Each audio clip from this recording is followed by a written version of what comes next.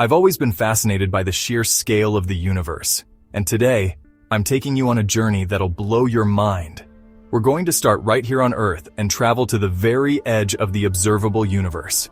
But here's the thing, the distances we're talking about are so vast, so incomprehensibly huge, that we need to take this step by step. So buckle up, because this cosmic road trip is about to get wild. Let's start with something familiar, our own planet Earth. You know, that beautiful blue marble floating in space. But even from the get-go, we're dealing with some mind-bending scales. The Moon, our closest celestial neighbor, is about 384,000 kilometers away.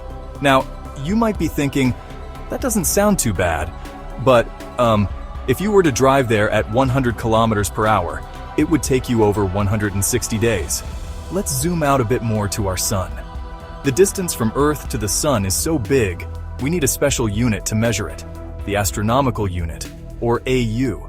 If you were in a jet traveling at 900 kilometers per hour, it would take you 19 years to get there. And Mars? Well, its distance from Earth varies from 54.6 million to 401 million kilometers due to our orbits. No wonder sending rovers there is such a big deal.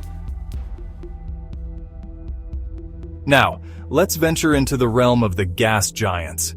First up is Jupiter, and this thing is massive. You could fit over 1,300 Earths inside Jupiter. Its great red spot alone is big enough to swallow Earth whole. And that's not all. Moving outward, we hit Saturn with its iconic rings. These rings are made up of countless ice particles, ranging from tiny grains to chunks as big as houses. Then we have Uranus and Neptune, the ice giants. Uranus is tilted on its side, probably due to a massive collision in its past.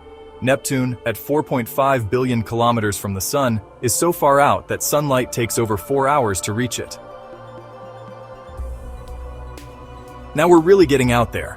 Pluto, once the 9th planet and now a dwarf planet, orbits the Sun at an average distance of 5.9 billion kilometers. But Pluto isn't just sitting out there alone. It's part of a region called the Kuiper belt, a vast ring of icy bodies orbiting beyond Neptune. The Kuiper belt is home to countless objects, including other dwarf planets like Eris, Haumea, and Makemake. These objects are remnants from the early solar system, preserved in a deep freeze at the edge of our cosmic neighborhood. Some of them, like Pluto, have moons of their own. It's a whole other world out there, cold and dark, but fascinating in its own right. Let's talk about Voyager 1 for a second. Launched back in 1977, this little spacecraft has gone farther than any human-made object in history. As of now, it's over 23 billion kilometers away from Earth. That's so far that radio signals from Voyager, traveling at the speed of light, take over 21 hours to reach us, and it's still going. But perhaps Voyager's most famous contribution is the pale blue dot photo. Taken in 1990 when Voyager was about 6 billion kilometers away, this image shows Earth as a tiny, almost invisible speck in the vastness of space. Carl Sagan described it perfectly. That's here. That's home. That's us. It really puts things into perspective, doesn't it? Now let's venture even further out. Beyond the Kuiper belt lies the theoretical Oort cloud. I say theoretical because we've never actually seen it. It's too far and too dark. But astronomers believe it's a vast spherical shell surrounding our solar system, filled with trillions of icy objects. The outer edge of the Oort cloud might be up to 100,000 AU from the Sun. That's 1.5 light years. At this distance, we're talking about the very edge of our solar system. The gravity of passing stars can dislodge objects from the Oort cloud, sending them hurtling into the inner solar system as comets. It's like a cosmic game of pool, with stars as the cue balls and Oort cloud objects as the billiard balls. And at its outer reaches, the Oort cloud is almost halfway to the nearest star. Speaking of which, let's leave our solar system behind and head for the stars. The closest star system to us is Alpha Centauri, about 4.37 light-years away. That might not sound like much, but remember, light travels at 299,792,458 meters per second. To put that in perspective, If you could travel at the speed of Voyager 1, about 17 kilometers per second, it would take you about 70,000 years to get there. Part of this system is Proxima Centauri, a small red dwarf star that's actually slightly closer to us at 4.24 light-years. And orbiting Proxima Centauri is Proxima b, the closest known exoplanet to our solar system. It's in the star's habitable zone, which means it could potentially support liquid water on its surface. But don't pack your bags just yet. We have no idea if it has an atmosphere or if it's suitable for life as we know it.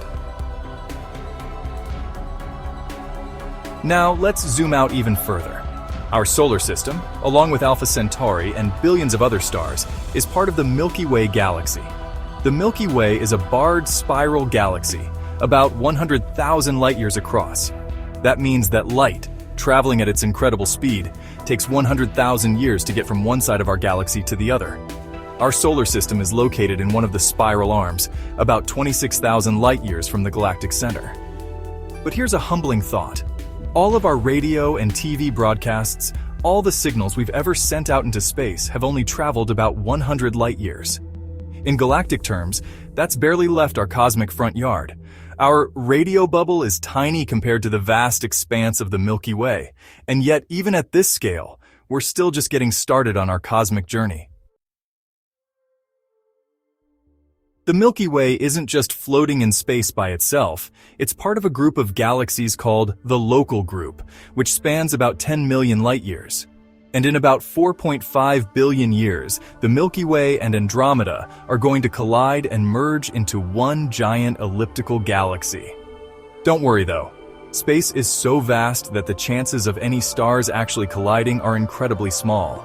But even the Local Group is just a small part of something bigger. We're part of the Virgo supercluster, a collection of galaxy groups and clusters that spans about 110 million light-years. Now, we're getting to the really big stuff.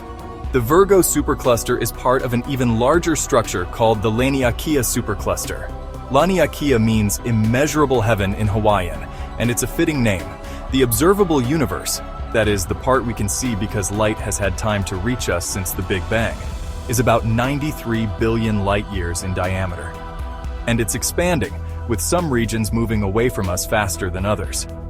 In fact, some parts of the universe are expanding so fast that we'll never be able to reach them, even if we could travel at the speed of light. And beyond that, well, we simply don't know. So there you have it. A journey from our tiny blue planet to the edge of the observable universe. It's mind-boggling when you think about it, isn't it?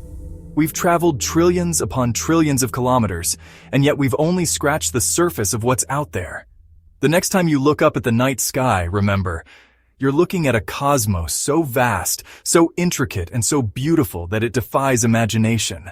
And we're all a part of it, tiny, but significant, in this grand cosmic dance.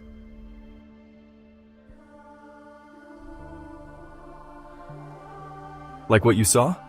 Make sure to like, comment, and don't forget to subscribe for more cosmic journeys.